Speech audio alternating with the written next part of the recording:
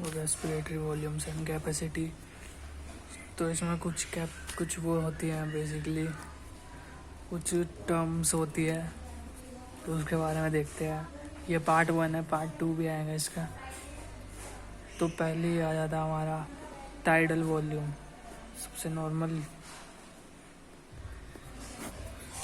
तो tidal volume होता है जैसे हमारी नॉर्मल ब्रीथिंग होती है, उसे हम टाइडल कहते हैं। जो जैसे हम नॉर्मल ब्रीथ कर रहे हैं, नॉर्मल हम जैसे इंस्पायर कर रहे हैं और एक्सपायर कर रहे हैं नॉर्मल रेस्पिरेशन में, तो उसे हम कहते हैं टाइडल वॉल्यूम। तो अब नॉर्मल रेस्पिरेशन तो ये कुछ होती है 500 ml।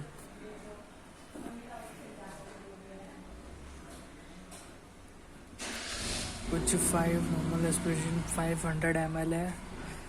तो एक अडल्ट मेल वो टाइडल वॉल्यूम कर सकता है। कुछ जो नॉर्मल रेस्पिरेट कर सकता है वो है आपका 3100 ml। और जो कि फीमेल है, अडल्ट फीमेल, वो कुछ करती है, अप्रोक्स में आता है 1900 ml। तो ये हो गया पहला टाइडल वॉल्यूम। दूसरा होता है inspiratory reserve volume. Inspiratory reserve volume, अब इसमें क्या होगा, जैसे इसमें होता है जैसे हम कोई फोर्सफुली क्या करते हैं, फोर्सफुली इंस्पायर करते हैं। मतलब क्या, बहुत ही तेज़ी से, मतलब फोर्स के साथ ना हम ऑक्सीजन अपने शरीर में ले रहे हैं, इंस्पायर कर रहे हैं। तो उसके करने के बाद फिर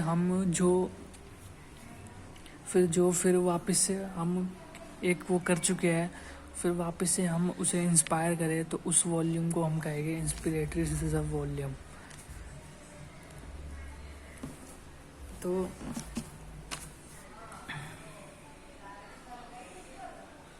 तो इसकी रेंज करें तो बेसिकली यही होता है इसमें। मतलब तीसरा होता है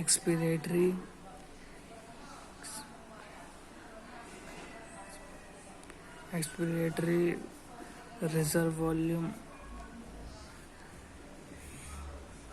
इसका भी कुछ ऐसे ही होता है जैसे हम कुछ इसमें हम एक्सपीरेट कर रहे हैं, हम मतलब कि कुछ अपनी वो सांस छोड़ रहे हैं, तो हम तो छोड़ेंगे तो एक्सपीरेट कर लिया, फोर्सफुली एक्सपीरेट करा।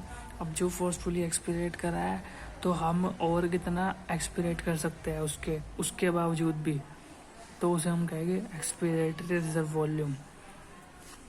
तो ये कुछ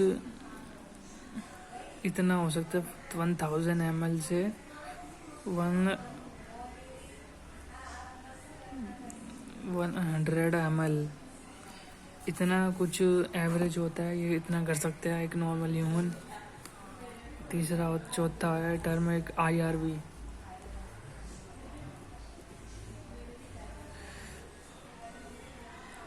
नहीं है, RV रिजर्व वॉल्यूम। इसमें क्या होता है कि हम जो इंस्पायर करते हैं,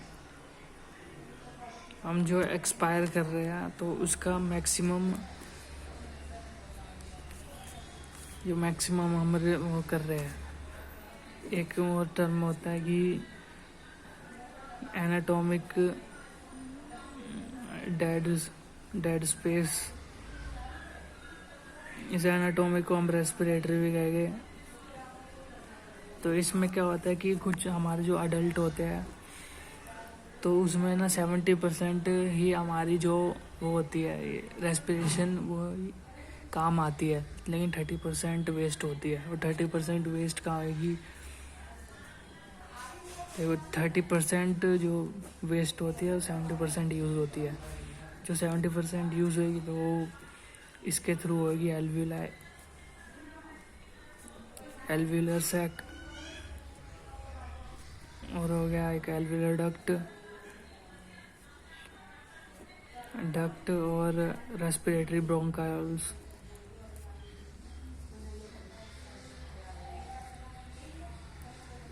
तो इनके थ्रू यूटिलाइज होती है। और जहाँ पे वेस्ट होती है वो नोज में हो जाएगी, और जैसे पार्ट्स होते हैं फेरिनिक्स, लैरिनिक्स, ट्रैकिया, और उसके बाद आता है ब्रोंकाई और ब्रोंकाइल्स और टर्मिनल ब्रोंकाइल्स। तो 30% यहाँ पे वेस्ट होगी और 70% यूज़ होगी। तो इसी टर्म को हम कहते हैं एनाटॉमिक डेड स्पेस।